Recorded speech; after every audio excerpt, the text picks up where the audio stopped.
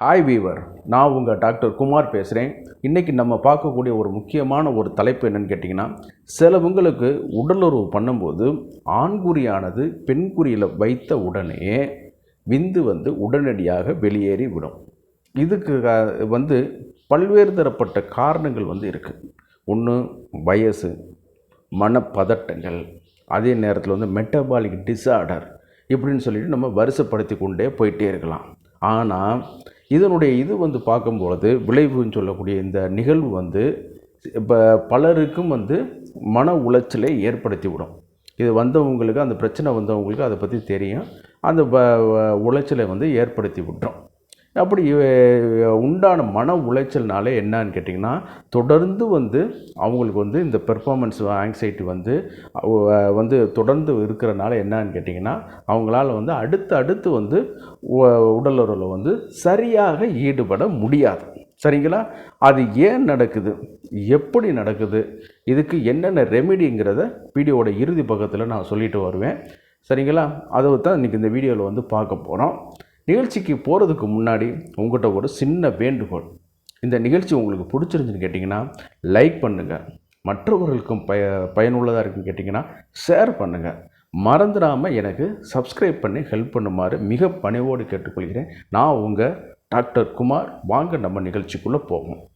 பொதுவாக இந்த ஆண்குறியானது பெண்குறியில் வச்ச உடனே விந்து வெளியேறதுக்கு பல காரணங்கள் இருக்குங்கிறத நான் முதல்ல சொன்னது மாதிரி வயது ஒரு காரணம். சரிங்களா? சிலவங்களுக்கு இளம் வயதிலே இந்த மாதிரியான பிரச்சனைகள் வரும். அதுக்கு காரணம் என்னென்னு கேட்டிங்கன்னா, நம்மளுடைய பண்பாடு கலாச்சாரமும் ஒரு முக்கிய இடத்த வைக்குதுன்னா அது மிகையல்ல. எப்படின்னு நீங்கள் கேட்கலாம். நம்ம ஆடை அணிகலன் இந்த மாதிரியான இதுகளில் நம்ம உடம்பு மற்ற அனிமல்ஸில் இருந்து நம்ம கவர் பண்ணியே கொண்டு வந்துகிட்டே இருக்கும் பொழுது அந்த பருவ வயதை அடைந்தவர்களுக்கு ஒரு ஆர்வம் அதிகமாக இருக்கும்.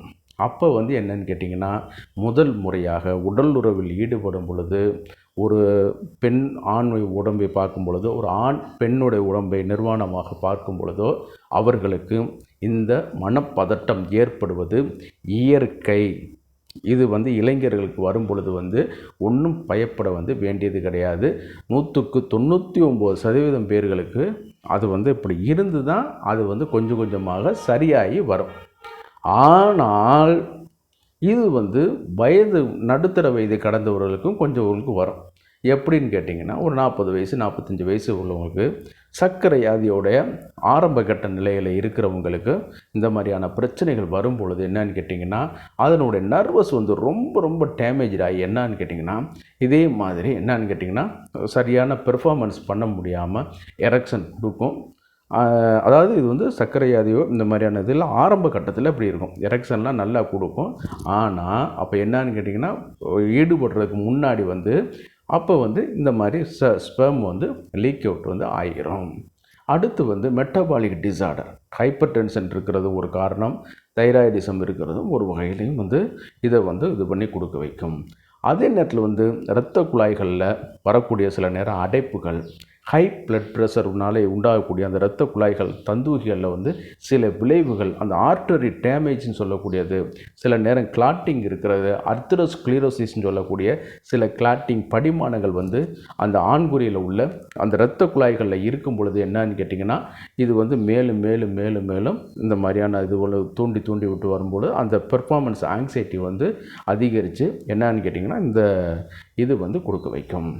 ரொம்ப சிலவங்களுக்கு ரேராக மனப்பதட்டம் இருந்துச்சுன்னா, ஓல்டேஜினால், ஸ்ட்ரெஸ்ஸுனால், கடன் தொல்லைகள், ஒர்க்கு, குழந்தைகளுடைய இது, அதே நேரத்தில் வேறு எதுவும் பிரச்சனைகளை இது பண்ணி கொண்டு அதில் உடல் ஒரு நாட்டம் இல்லாமல் இருக்கும் பொழுது இந்த இவங்களுக்கு பார்த்திங்கன்னு கேட்டிங்கன்னா இந்த நிலைமை இது அதிகமாக இருக்கும். சரிங்களா? இது ஒரு காமனான டிஸார்டர்.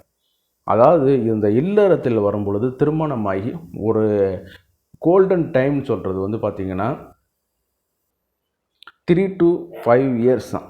நாம் கோல்டன் டைம்ங்கிறது. அதுக்கப்புறம் வரும்போது குழந்தைகள் இந்த மாதிரியான தூக்கத்த குறைபாடுகள், அதே நேரத்தில் வந்து இந்த மாதிரியான சில பாதிப்புகள், ஸ்ட்ரெஸ்ஸு, ஒர்க்கு நேச்சர், பணிச்சுமைகள், கடன், இந்த மாதிரியான பிரச்சனைகள், இதனால் வந்து என்னன்னு கேட்டிங்கன்னா அது வந்து கொஞ்சம் கொஞ்சமாக அப்படி தாம்பத்தியத்தில் ஈடுபாடு வந்து குறைந்து போகக்கூடிய ஒரு காரணங்களும் இருக்குது. சரிங்களா? அப்போ அந்த காலகட்டங்களில் நம்ம வந்து அதை வந்து சரி பண்ணிக்கிற வேண்டியது ஒரு கட்டாயமாக இருக்குது. அதே நேரத்தில் வந்து கொஞ்சம் வயதானவர்களுக்கு வந்து அந்த ஆர்வங்கள் இருந்தாலும் சில நேரம் வந்து அவர்களுக்கு வந்து சில பிரச்சனைகள்னால வந்து என்னன்னு கேட்டிங்கன்னா அந்த உடல் ரீதியான பிரச்சனைகள்னால வந்து இதில் வந்து சரியாக ஈடுபாடு பண்ண முடியாத ஒரு இது பண்ணி சூழ்நிலைக்கு தள்ளப்பட்டு விடுவாங்க. அப்போ அதுக்கு வந்து நம்ம எப்படி இது பண்ணுதுன்னு கேட்டிங்கன்னா, நோய் நாடி, நோய் முதல் நாடி, அது தணிக்கும் வாய் நாடி வாய்ப்பச் செயல்னு சொன்ன மாதிரி, அது என்ன காசட்டிவ் ஃபேக்டருங்கிறத ஒரு தகுந்த அரசு பதிவு பெற்ற ஆயுர்வேத சித்த மருத்துவர்களை அணுகி அதை ஃபைண்ட் அவுட் பண்ணி அதை ஈஸியாக நம்ம வந்து சரி பண்ணிட்டோம்னாலே, இப்போ ரத்த கொதிப்பு இருக்குது, சர்க்கரை வியாதி இருக்குது, அதுக்கான இது வந்து மெஷர்மெண்ட் பண்ணி நம்ம இது பண்ணிக்கிட்டோம்னா நம்மளுக்கு வந்து ஈஸியாக இதை வந்து சரி பண்ணி விடலாம்.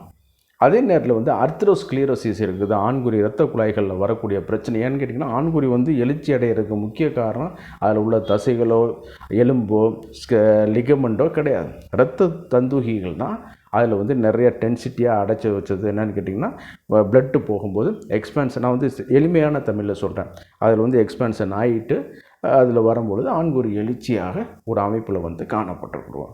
அதில் வரும்போது அந்த இரத்த குழாய்களில் பாதிப்பு இருந்தால் கூட இந்த மாதிரியான ஒரு இது வந்து வருவதற்கு வாய்ப்புகள் வந்து அதிகம்.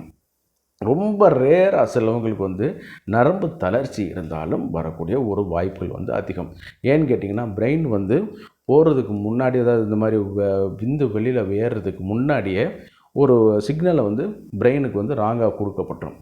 சரிங்களா? அவங்களுக்கு வந்து இது இந்த மாதிரி குடலில் வந்து சில பாக்டீரியாக்கள் குறைவு, ஆன்டிபயோட்டிக் எடுத்திருப்பார்கள். அப்போ வந்து என்னென்னு கேட்டிங்கன்னா பி காம்ப்ளெக்ஸ் விட்டமின்ஸ் குறைஞ்சாலும் கூட இந்த மாதிரியான சில பாதிப்புகளும் உண்டாகிறதுக்கு அதிகமான வாய்ப்புகள் வந்து இருக்குது. அப்போ நம்ம எதுங்கிறத பார்த்துக்கிட்டு நம்ம வந்து ரூல்ட் அவுட் பண்ணிட்டோம்னாலே ஒரு இது வந்து நம்ம வந்து சரி பண்ணி கொண்டு வந்துடலாம்.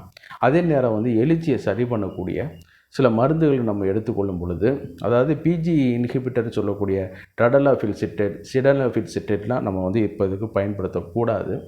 நம்ம இயற்கையான கிடைக்கக்கூடிய மருந்துகளை வந்து இதில் நம்ம வந்து யூஸ் பண்ணோம்னா நல்லா வந்து இந்த பிரச்சனையிலேருந்து நம்ம மீண்டு வந்துடலாம். சரி சார், இவ்வளோ தூரம் சொல்கிறீங்களே, இதற்கு என்ன சார் தீர்வு அப்படின்னு நீங்கள் கேட்டிங்கன்னா ஒன்றும் கிடையாது. மிக எளிமையானது. நல்லா வந்து மைண்ட் செட்டை வந்து அமைதியான சூழ்நிலைக்கு கொண்டு வந்திருக்கேன், ஒரு காமான ஒரு மனநிலைக்கு கொண்டு வந்துருங்க. சரிங்களா? நல்ல அந்த மாதிரியான ஒரு இது ஆங்ஸைட்டி டிஸார்டர் எந்த ஒரு பணி இதாக இருந்தாலும் சரி தூக்கி போட்டுட்டு இதில் வரும்போது ஒரு நல்ல கான்சன்ட்ரேஷனால் கொண்டு வாங்க.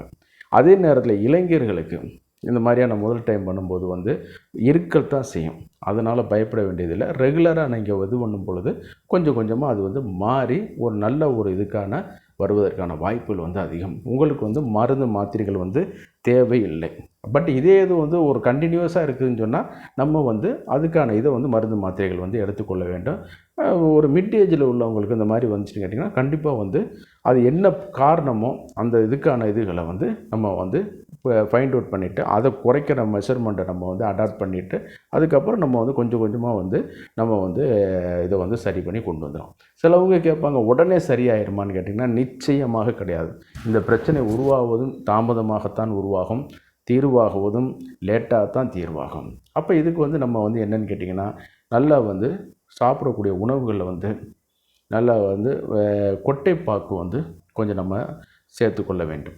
அதிகமான இதுகளில் வந்து நம்ம பயன்படுத்தக்கூடாது. வெத்தலை பாக்கு போடும் பொழுது அதை வந்து கொஞ்சம் நம்ம வந்து பயன்படுத்திட்டோம்னா உடம்பில் இந்த தோற்பு சுவையும் 6 சுவைகளில் 1, அதை கொடுக்கக்கூடிய பிரதானமான உணவில் இந்த கொட்டைப்பாக்கும் 1. இதை கொஞ்சம் நம்ம ரெகுலராக எடுக்கும் பொழுது அந்த விந்து கட்டி கொஞ்சம் நல்லா வந்து ஒரு இந்திரிய ஆற்றலை வந்து கொடுக்க வைக்கும். அதே நேரத்தில் வந்து இதில் வந்து இந்த கொட்டைப்பாக்கு இதில் வந்து ஜாதிபத்திரி, ஏலக்காய், லவங்கம் கொஞ்சோண்டு எடுத்துக்கொண்டு இந்த கொட்டைப்பாக்கும் சேர்த்து கொண்டு சாப்பிடுவது ஒரு பழக்கத்தில் உள்ளது. இது பூக்கு பாக்காதி சூரணம் அப்படின்னு சொல்லக்கூடிய இதில் வந்து ட்ரெடிஷ்னலான சில முறைகளில் இருக்குது. ஆனால் பேட்டர்னான இதுகளில் வந்து மேனுஃபேக்சரிங்காக இதை வந்து யாரும் பண்ணி கொண்டு வர முடியல. ஏன்னு கேட்டிங்கன்னா அதுக்கான போதுமான ரெஃபரன்ஸ் வந்து காமிக்க முடியாதனால அந்த மாதிரி இது பண்ணக்கூடிய வருது. அதே நேரத்தில் வந்து முருங்கை விதை, முருங்கை பருப்பு இதுகள்லாம் நல்லா வந்து முருங்கைக்காய் இதுகள்லாம் வந்து இதை வந்து கொஞ்சம் குறைச்சி கொடுக்கக்கூடிய ஒரு ஆற்றல் வந்து இருக்குது. தாம்பத்தியத்தை வந்து இன்னும் கொஞ்சம் அதிகப்படுத்தக்கூடிய ஒரு அது.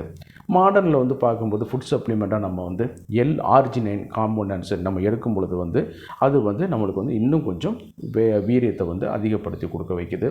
நைட்ரிக் ஆக்சைடு லெவலில் வந்து இது பண்ணி கொடுக்குது. எல்லாம் நல்லா இருக்கும். ஆனால் என்ன பெர்ஃபார்மன்ஸ் பண்ணுறதுக்கு முன்னாடி போயிடுது. அப்போ வந்து ஃபஸ்ட்டு நம்ம வந்து நம்ம மனதை நம்ம சரி பண்ணி கொள்ள வேண்டும். அடுத்து இந்த மாதிரி இந்த இது நான் சொன்னதுகளை வந்து ஃபாலோ பண்ணோம்னாலே கொஞ்சம் கொஞ்சமாக மாற்றமாக ஆரம்பிச்சிடும். சரிங்களா? இப்போ இதை மட்டும் நீங்கள் ஃபாலோ பண்ணாலே போதும்.